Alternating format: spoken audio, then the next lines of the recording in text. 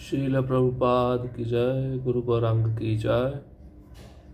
कल के सत्र में हमने सुना था किस प्रकार से अकबर वृंदावन के प्रति सहानुभूति दिखाता है। वहाँ पे रहने वाले भक्तजन जब वे अटूट विश्वास वृंदावन पे रखते हैं और इसी विश्वास को जब वे सम्राट अकबर से परिचय कराते हैं तो अकबर का भी जो प्रेम है, सहानुभूति है, उस धाम के प्रति हो जाता है। अकबर बड़ा प्रसन्न होता है।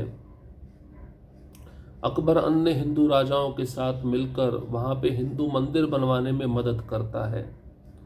इस प्रकार से अकबर की सहानुभूति वृंदावन धाम के प्रति बढ़ती जाती है। यह हमने कल सुना था। उसके पश्चात स्वयं रूप गोस्वामी ने जीव गोस्वामी को राधा दामोदर प्रदान किए थे। किस प्रकार से जीव गोस्वामी इन विग्रहों की सेवा करते थे, इन विग्रहों से कितना प्रेम करते थे, और इन विग्रहों का जो विलास दर्शन है। कभी कभी जीव गोस्वामी देखते थे भगवान उनको पुकार रहे हैं, भगवान अपने मुख पर मंद मंद मुस्कान लिए भोग भी ग्रहण कर रहे हैं, जीव गोस्वामी को बुला रहे हैं कि आप आइए मेरा दर्शन करिए। इन सब वस्तुओं को देखकर जीव गोस्वामी मूर्छित हो जाते थे। इन सब भावों को देखकर जीव गोस्वामी मूर्छित होकर पृथ्वी पर अचेत होकर गिर जाते थे, उनको होश नहीं रहता था। इस प्रकार के भाव का आदान प्रदान जीव गोस्वामी और राधा दामोदर के बीच होता था। अब जीव गोस्वामी किस प्रकार से संप्रदायों के आचार्य बने, संप्रदाय आचार्य श्री जीवपाद, उसको आज हम श्रवण करेंगे। श्री रूप सनातन के तिरोभाव के बाद जीव गोस्वामी गौड़ीय वैष्णव वंश में सबसे प्रमुख अधिकारी बन गए। उस समय उन्होंने विश्व वैष्णव राज सभा, विश्व वैष्णव संघ और रूपानुग विद्यापीठ की भी स्थापना की, जो रूप और सनातन के कार्यों का अध्ययन करने के लिए गौड़ीय वैष्णवों के लिए एक शैक्षिक सुविधा थी। उनकी विद्वत्ता और आध्यात्मिकता इतनी प्रसिद्ध थी कि मुगल सम्राट अकबर उनके प्रबल प्रशंसक बन गए और उनके लेखन के लिए कागज दान कर दिया। अब रूप गोस्वामी, सनातन गोस्वामी दोनों इस संसार को छोड़ चुके थे, तो उन दोनों के तिरोभाव के पश्चात जीव गोस्वामी को गौड़ीय वैष्णव वंश का सबसे प्रमुख अधिकारी बना दिया गया। उस समय विश्व वैष्णव राजसभा और रूपानुग विद्यापीठ की जीव गोस्वामी ने स्थापना की। तो रूप और सनातन गोस्वामी के कार्यों का जो अध्ययन है, अगर किसी को अध्ययन करना है तो उसके लिए गौड़ीय वैष्णवों ने एक शैक्षिक सुविधा खोली और यही था रूपानुग विद्यापीठ। तो इस विद्यापीठ में प्रवेश करके कोई भी विद्यार्थी रूप गोस्वामी, सनातन गोस्वामी के रचे हुए ग्रंथ को पढ़ सकता था, समझ सकता था। इसलिए इस संस्था का निर्माण किया गया था। जीव गोस्वामी की जो विद्वत्ता थी, आध्यात्मिकता थी, इतनी प्रसिद्ध थी कि मुगल सम्राट अकबर भी उनके प्रशंसक बन गए। जीव गोस्वामी की विद्वत्ता के, आध्यात्मिक शक्ति के, और उन्होंने जीव गोस्वामी को ग्रंथ लिखने के लिए कागज दान में दे दिया था। बहुत ज़्यादा मात्रा में कागज दान में प्राप्त हो चुका था जीव गोस्वामी को आध्यात्मिक ग्रंथ लिखने के लिए, और एक कागज स्वयं अकबर ने दान में दिया था। श्रील भक्ति सिद्धांत सरस्वती श्री जीव गोस्वामी जी के संबंध में लिखते हैं कि श्री रूप गोस्वामी तथा सनातन गोस्वामी जी के अप्रकट होने के बाद श्री जीव गोस्वामी जी को सोत्कल गौड़ मथुरा मंडल के गौड़ीय वैष्णव संप्रदाय के सर्वश्रेष्ठ आचार्य पद पर अधिष्ठित नियुक्त किया गया।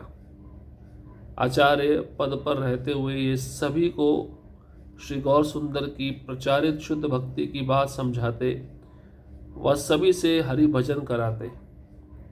बीच बीच में वे श्री ब्रजधाम की परिक्रमा करते व मथुरा में श्री विट्ठल देव जी के दर्शन करने को जाते। श्रील कृष्णदास कविराज गोस्वामी जी ने इनके प्रकट काल में ही श्री चैतन्य चरितामृत की रचना की थी। अब भक्ति सिद्धांत सरस्वती ठाकुर शिल प्रभुपाद जी जीव गोस्वामी के बारे में कहते हैं कि जीव गोस्वामी, रूप गोस्वामी और सनातन गोस्वामी के अप्रकट होने के बाद सोतकल गौड़ मथुरा मंडल के गौड़ीय वैष्णव संप्रदाय के सर्वश्रेष्ठ आचार्य पर इनको प्रतिष्ठित किया गया।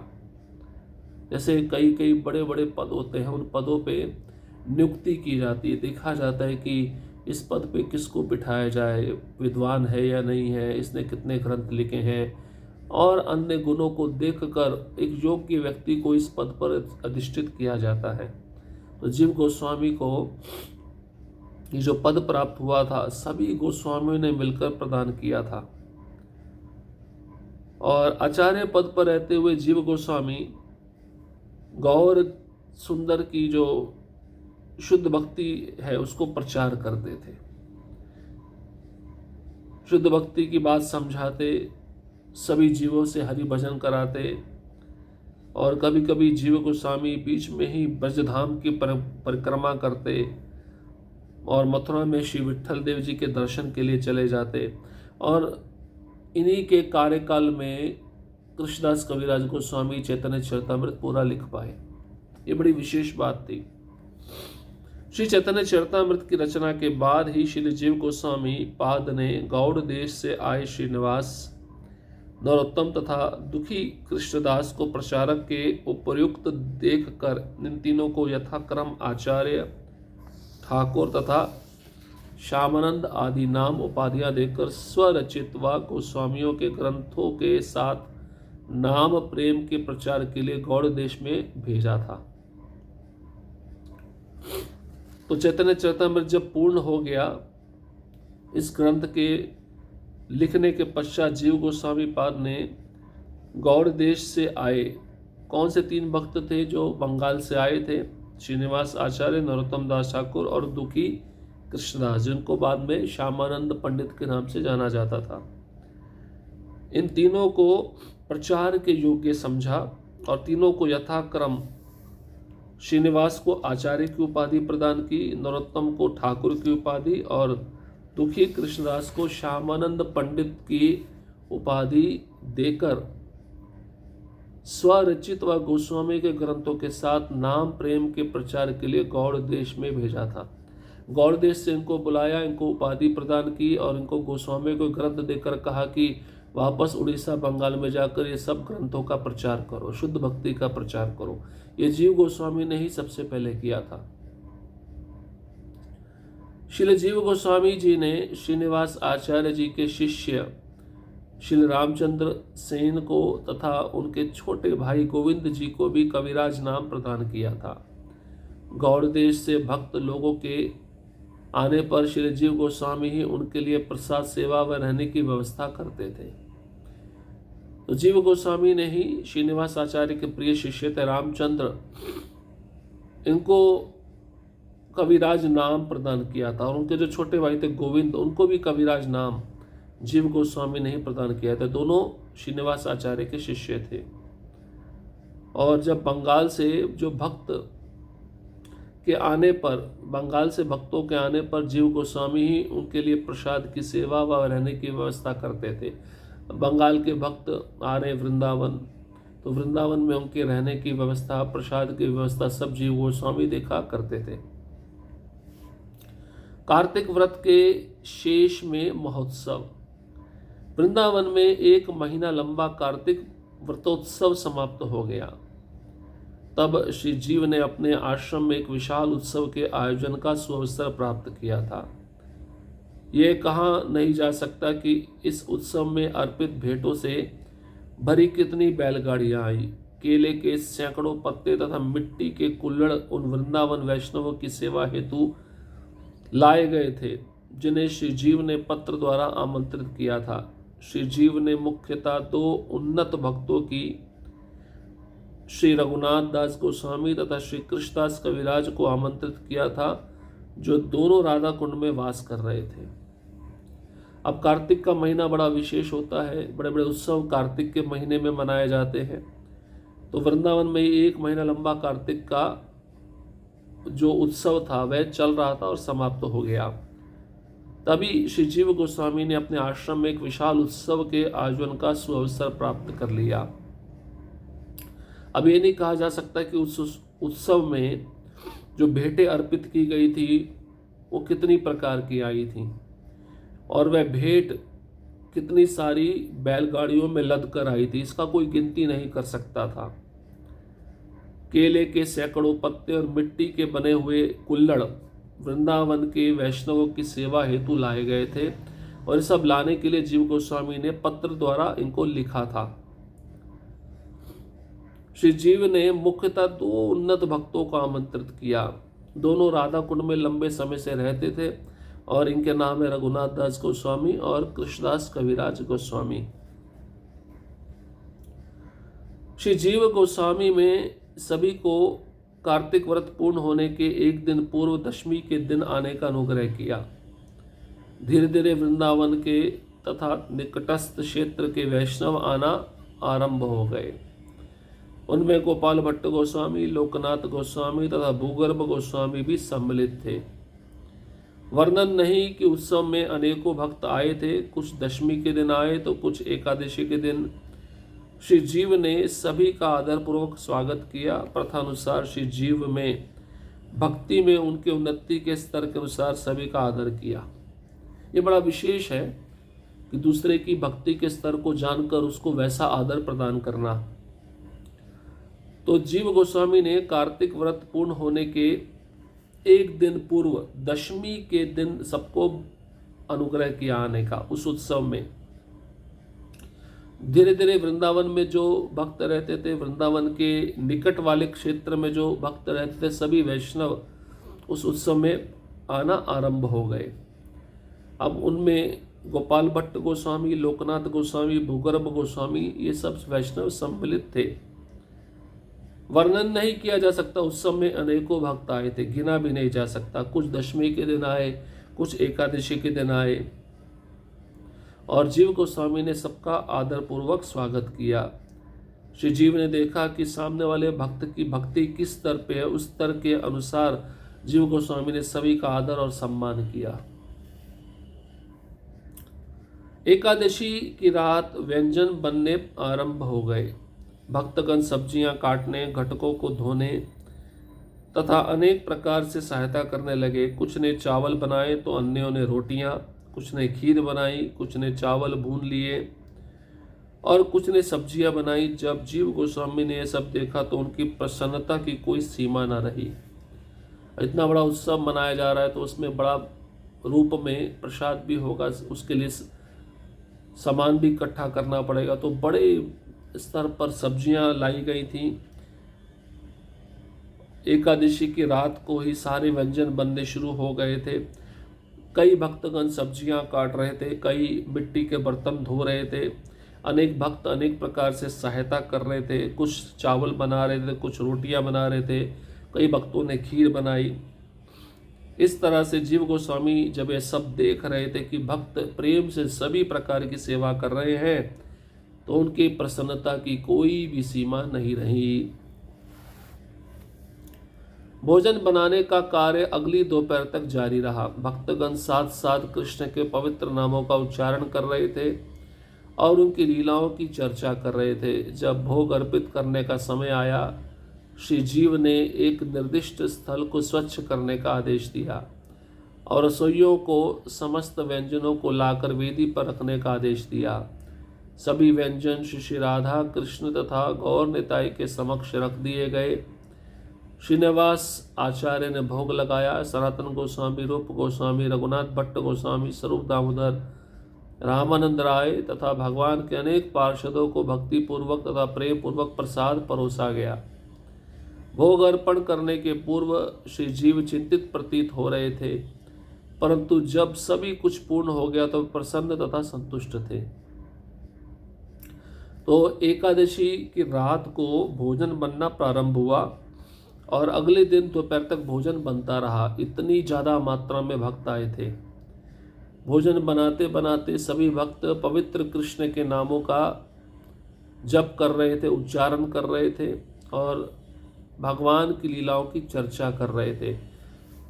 तो जब भी हम प्रसाद बनाते हैं, हमें या तो हरि कथा को श्रवण करना चाहिए या हरिनाम उच्चारण करना चाहिए।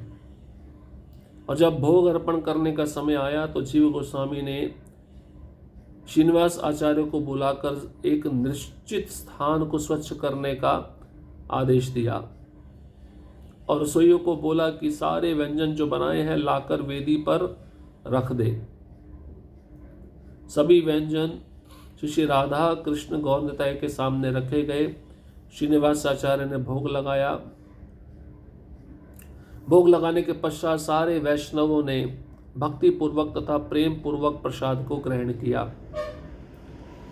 अब भोग अर्पण करने से पहले जीव गोस्वामी बड़े चिंता में थे, लेकिन जैसे ही सभी वस्तुएं अर्पण हो गई, उत्सव संपूर्ण हो गया, सभी भक्त प्रेम से प्रसाद पा लिए, तब जीव गोस्वामी प्रसन्न और संतुष्ट हो गए।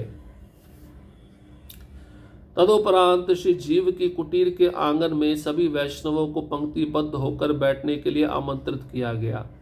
वहां उपस्थित सभी वैष्णव दीदीप्यमान थे। ऐसा प्रतीत होता था मानो क्षितिज में असंख्य चंद्र एक साथ उदित हो गए हैं।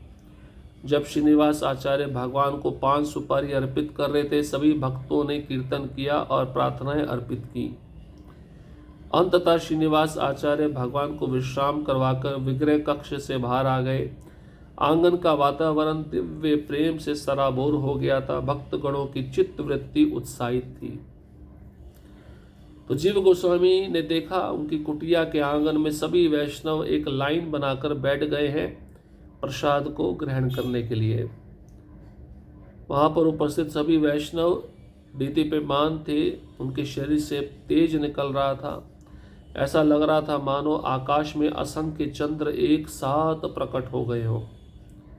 श्रीनिवास आचार्य ने भगवान को पान और सुपारी अर्पित किया। सभी भक्तों ने कीर्तन किया, प्रार्थनाएं अर्पित की। अंत में श्रीनिवास आचार्य भगवान को विश्राम करवाकर विग्रह कक्ष से बाहर आ गए। और जब वह बाहर आए तो उन्होंने भी आंगन का वातावरण देखा जो दिव्य प्रेम से भरा हुआ था। वह भी उस दिव्य प्रेम में सराबोर हो गए। जब जीव गोस्वामी में प्रसाद वितरित करने हेतु सभी को अनुमति की याचना की तो उन्होंने अनुमति प्रदान की। श्री जीव ने सर्वप्रथम सभी वैष्णवों को दंडवत प्रणाम किया और स्वयं प्रसाद परोसा। प्रसाद से आती हुई अद्भुत सुगंध सभी भक्तों को अचंभित कर रही थी। प्रसाद परोसने के अतिरिक्त श्री जीव स्वयं को अत्यधिक भाग्यशाली मानते हुए व्यक्तिगत रूप से प्रसाद वितरण की निगरानी कर रहे थे। जब वह आनंदित भक्तों को प्रेम व आदर पूर्वक निहार रहे थे, उनके नेत्रों से प्रेम का निरंतर अश्रुपात हो रहा था। तो जीव गोस्वामी को पूछा गया, अब हम प्रसाद वितरण करना शुरू करें? तो जीव गोस्वामी ने अनुमति प्रदान कर दी। सभी भक्त जिनको प्रसाद परोसने के लिए नियुक्त किया गया था, वह सब प्रसाद परोसने लगे। सबसे पहले जीव गोस्वामी ने सभी वैष्णव जो आए थे प्रसाद ग्रहण करने के लिए उनको दंडवत प्रणाम किया और जीव गोस्वामी भी अपने हाथों से प्रसाद परोसने लगे। प्रसाद से अद्भुत सुगंध आ रही थी। भक्त इस सुगंध को सूंघकर अचंभित हो रहे थे। प्रसाद परोसने के अतिरिक्त जीव गोस्वामी स्वयं को अधिक भाग्यशाली मान रहे थे कि व्यक्तिगत रूप से वे सब भक्तों को प्रसाद वितरण कर रहे हैं। बहुत सौभाग्यशाली व्यक्ति होते हैं जिनको प्रसाद वितरण करने का सेवा प्राप्त होता है। जब जीव गोस्वामी सभी भक्तों को आनंदित होते हुए देख रहे थे, प्रेम व आदर पूर्वक निहार रहे थे, तो जीव गोस्वामी की आंखों से प्रेम के निरंतर अश्रु बह रहे थे। इतना भाव था जीव गोस्वामी के हृदय में, इतना प्रेम था उन वैष्णवों के प्रति कि ये सब दृश्य उनकी आंखों में आंसू प्रकट कर दिए। आंसू उनकी आंखों से निरंतर बह रहे थे। तो इस प्रकार से कार्तिक व्रत उन्होंने जो अनुष्ठान लिया था उसमें महोत्सव मनाया। अब इस महोत्सव की अन्य कुछ बातें बाकी है जिसको हम अगले सत्र में श्रवण करेंगे। हरे कृष्णा कृष्ण कृष्ण हरे हरे, हरे राम राम राम हरे हरे। श्रील प्रभुपाद की जय, गुरु गौरांग की जय।